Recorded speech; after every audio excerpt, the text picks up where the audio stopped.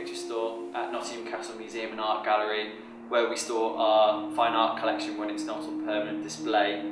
I'm sitting here with Andrew Bracey, artist who won the Nottingham Castle Open 2013 Solo Show Prize, and his award was a solo exhibition here at Nottingham Castle Museum. I'm here today to talk to you about ReconFigure Paintings, which is the title of his solo show. And while we're here in the large picture store, we should talk about painting.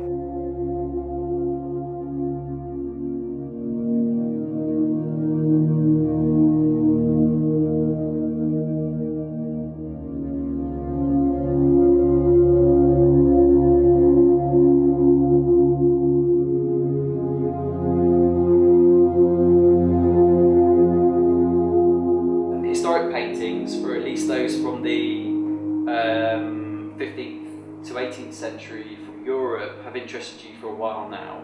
Is there a particular artist, era or art movement you're particularly drawn to?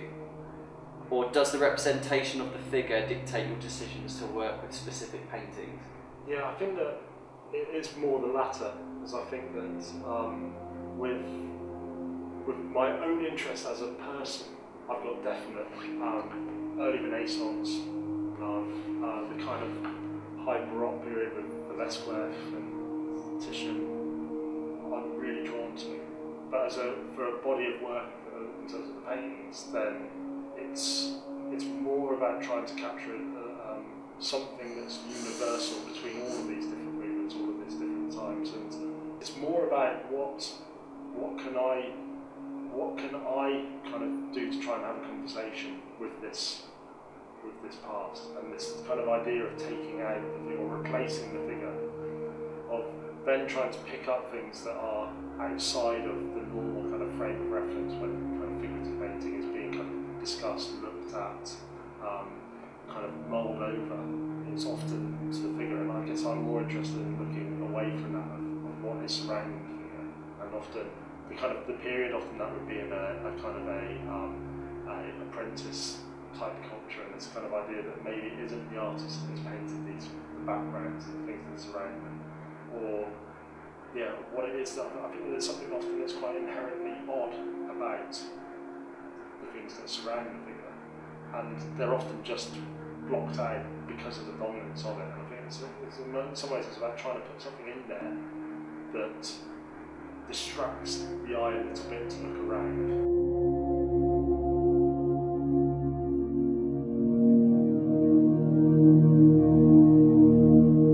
The selection itself, is it completely arbitrary, or is it like a happenstance that you come across an image that has, or a painting that has a series of figures within it? Is there a constraint that you're working within to select those works? In terms of selection, I kind of look for different things. Sometimes it's being in the gallery and I'm looking at the flesh. Sometimes it's going through catalogues. Sometimes it's it can be from anywhere. But what I'm looking for, I'm not really looking for the painting. I'm looking for what would make that.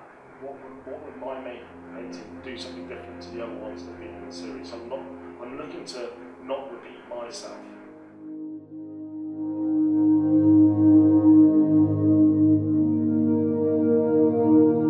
For your exhibition, you've had access to our collections, both physically and remotely. And while we're in the store here, can you tell me your opinions of the Castle's own fine art collection, and what choices you made to work with the works that you are working with? Okay. I think the Classicals, what I really like about it is that it's so far out of my reference points. So it kind of surprises me, I guess, because it's not really although I use a lot of paint in my work, it's not the sort of paint I seek out to look at in the gallery. So it's kind of made me really sort of look at it kind of anew or afresh. So most of the painters I'm unaware of, or was unaware of, before I started kind of looking into this, and I think that's what I really like it, because I think that thing of then having to look at them with kind of new eyes in a way.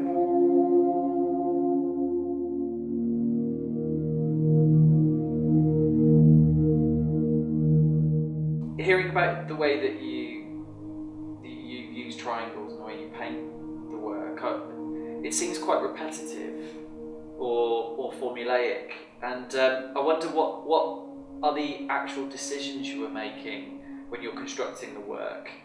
Is there a series of rules, conditions, colours, size? You talk about, you say you had one size of triangle, but does that change from each work to each work? Yeah, I mean, the idea of having the triangles is that it's something that's the simplest shape that can make a complex structure. And so I kind of really like this idea of having something that's consistent that then allows you to take it in all sorts of different directions. So the consistent thing is a triangle. I've tried about with other things, and I think I probably will after this exhibition. But that allowing something to be constant there. So there's two constants. There's the figure being kind of replaced by these arrangement triangles. But then I kind of really like what the challenge of things like colour, things like the arrangement of them, then can kind of shift them. And I kind of see each one that I do as being like a portrait in its own. And I'm trying to make each one individual. I'm trying not to repeat what I do. So sometimes they relate to colours and arrangements that are in the original painting. So sometimes the triangles are following the flow of what is below, with a colour scheme that's quite, in keeping. I never try and replicate the same colours as what's underneath and make it kind of a digital type version of it. It's never about that. They're quite bold colour choices. Sometimes, but sometimes they're not. Sometimes they're very kind of, they push the figure back. Right. They push it away in order for the background to come out more. And sometimes they're, in your face, jarring. And I think that's a thing of standing in front of it and looking at it and kind of trying to work out what's going to be best.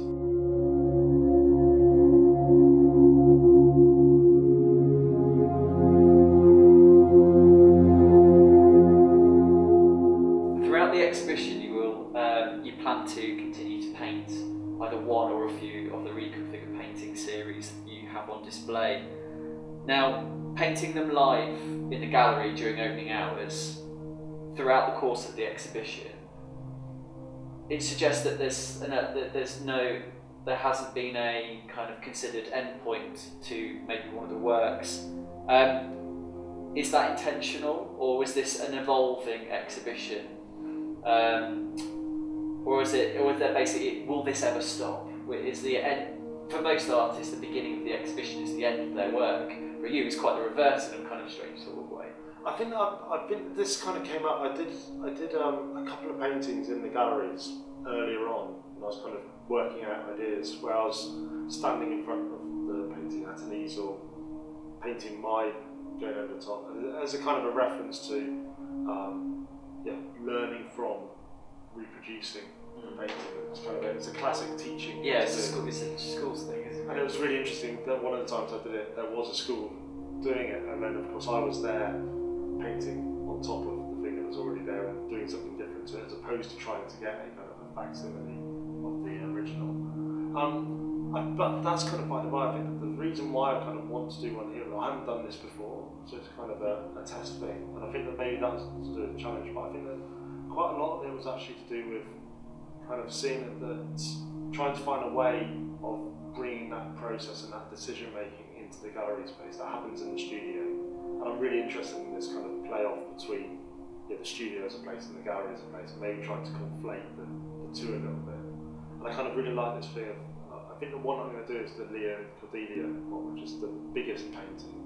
And I think that's the idea of a challenge for me, that I'm going to blow the reproduction up the size of the original one, which is big. So it's bigger than you. It's bigger than me, yeah.